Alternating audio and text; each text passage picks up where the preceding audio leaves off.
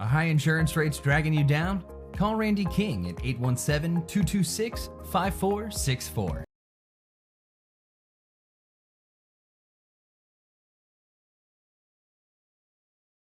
FridayNightGlory.com, Parker Turley here. Defensive MVP, state champions back-to-back, Josh Foster. Big win for your boys tonight. How's it feel to two-peat? It feels great to be able to go back 2 years in a row. It was all worth all the hard work from the beginning of the season. To be able to do it 2 years in a row is great. Defensively, talk about the mindset of this defense when you guys step on the field. Yeah, we try to go hard every play. Every play going to count. Like when it comes close to the end, it was a tight game, but we stepped up at the end and made a big play and won the game. Final play, what was going through your mind on the final play, and what did you see? At the very end? Yes. Just a relief to knowing that we won the game. It was a fight to the end, so it was a big relief to know that we won all the hard work. What did it mean for you to get this with your coach? Because he's battling his sickness. Talk about what it means to you to win a state championship for your coach in your senior year. Yeah, we wanted to get it for him last year, and we did. So to be able to do it 2 years in a row is great. To knowing he didn't even know he was going to make it to the state game. So we try to play every game for him, and it was worth it. Talk about the brotherhood on this team and how that helped y'all win the state championship for the second year in a row. Yeah, everybody on the team is real close. Been playing with each other since we was in elementary, so the bond is real close. So it helps when it comes to tight games like that, not to be like individuals and stuff, but to stay together as a team, it really helps. And my final question for you is, what are you going to do when you get home tonight? I'm not going straight home. I'm going to stay up here, and I'm going to rest because I'm real tired right now and try to get something to eat, but let it all sit in to knowing that we got this win and finally get some rest. Appreciate you giving us some time. Enjoy it. FridayNightGlory.com, Parker Turley. I'm here with senior running back Darwin Barlow. Back-to-back state championships must be a great feeling. You want to talk about what's on your mind right now? Just to make history and be the first team to go back-to-back in Newton is everything that we ever dreamed of. I mean, we dreamed of just getting one state championship, and we got that. But to make history is just everything. We did it for our community and our coach and for ourselves, and it came out on top. It seemed like y'all had y'all's way in the first half, got up 21-0. In the second half, their defense seemed to slow y'all down a little bit. You want to talk about how y'all kept a winning mindset going through the second half? Yeah, we just came out the first half and attacked them, and we put up enough points for where second half that they couldn't touch it. So for us to come out second half and just stop them enough to win the game, that's all that matters. I want to talk about the little emotional side of football. Obviously playing for your coach, and we talked about the special relationship you have with him. You want to talk about how it was to play under him this year?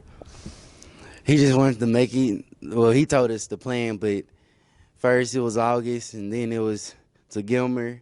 But to make it to state, that's who was doing it for. And for him to be able to be here while we did it for him, it's just everything. And what does it mean to you to go out on top? It's the greatest feeling in the world, and to have two, and not only one, is, and to finish my last high school game as a state champion, that's everything. And like you said, last game as a Newton Eagle, what's next for you? On to college. Well, it's great talking to you. Go celebrate with your team and your family. Unbelievable joy of getting it. I get to coach myself with my son. A lot of people don't get to do that. And we've won a lot of games coaching together. And when coaches say, me and him do the defense, he's doing it. And I just give him pointers of input. But he's doing it. Right there at the end, like tonight, he was asking me, what do you think? You know what to do. And he did right. He's a guy that he watches a ton of film. He draws a ton and leaves no stone unturned. He's an old coach because that's how he was brought up. He's seeing me.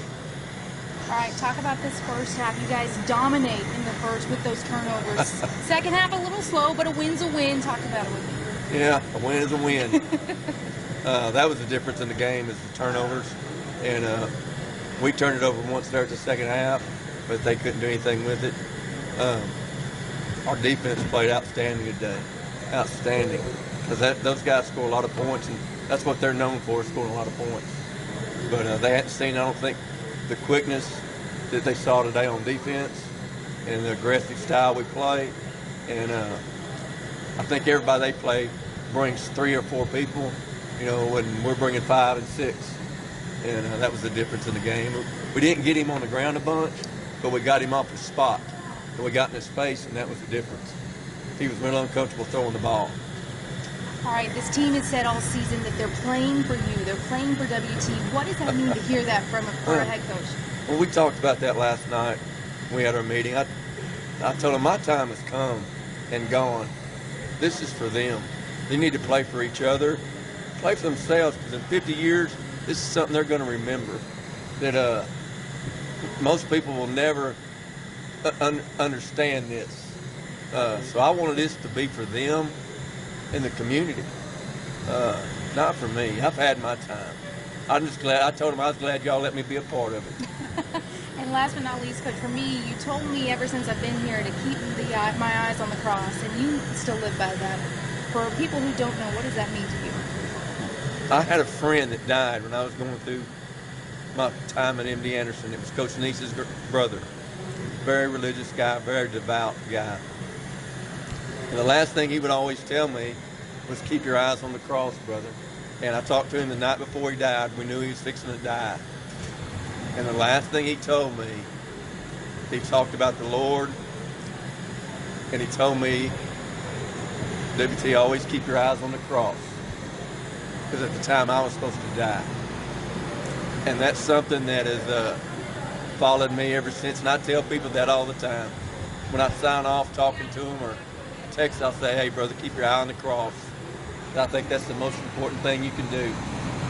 And I can talk about football. I can talk about a lot of things.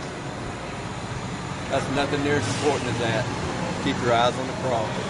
I don't know how people will go through the things that I go through and be sickness that people have without having a devout faith in the Lord. That's how I get through. And that's what I talk to these kids about. I want them to learn that from me. That's what I told them. I had one lesson left to teach them this year, and that's what it was. How to live till you die. Keep your eyes on the cross. Coach, thank you so much. Thank you. Thank you. Just a couple questions. You want to talk about maybe how special? You want to talk about maybe how special it was to be able to coach your guys for one season. Through the what now? You want to be able to talk about how special it was to be here for your squad this year and be able to coach them throughout this tough season. Yeah, I didn't think I would be here. I was told back in March that I only had 8 months to live at the most. So I did not think I would be here at all. My wife kept telling me she wouldn't let me quit. I kept just getting up, going to work every day. I go to work every day, and I don't worry about dying. I go to work. If something happens, it happens. If it don't, I'm going to keep going to work. When you sit down, that's when you die. And that's not what I'm going to do.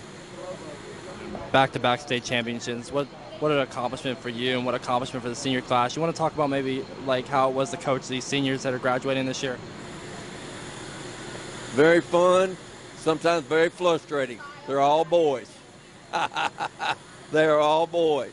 And this bunch is a different bunch. And I had to let them be that way. They're loose. It's a loose bunch. If I'd have tried to crack down on them and everything, they don't play that way. You have to let them play how they were, and they're loose. They're just a loose bunch of kids. But that's how they play. And I was never worried about it because I knew on Friday night when the lights turned on, they were fixing to roll. And I wasn't going to change that. And you want to reflect maybe on this last year, how it was in your life of being the head coach of Newton High School? Oh, it was great. It was great. I don't know. There's only been 3 head coaches in Newton High School since 1968. That's amazing. 3 head coaches at 68. That don't happen. And I just wish I could make it go a lot longer, which I don't think it's going to happen.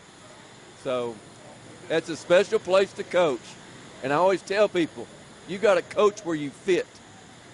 If you don't fit at a place, it don't matter how good coach you are. And I fit there. I've been there since 91, and I fit. And that's the difference. You can be a great coach but not fit in where you're at, and it don't matter. Well, I'll let you go celebrate with your team and your family. Thank you. Congratulations, and God bless you. Riley Byers, FridayNightGlory.com.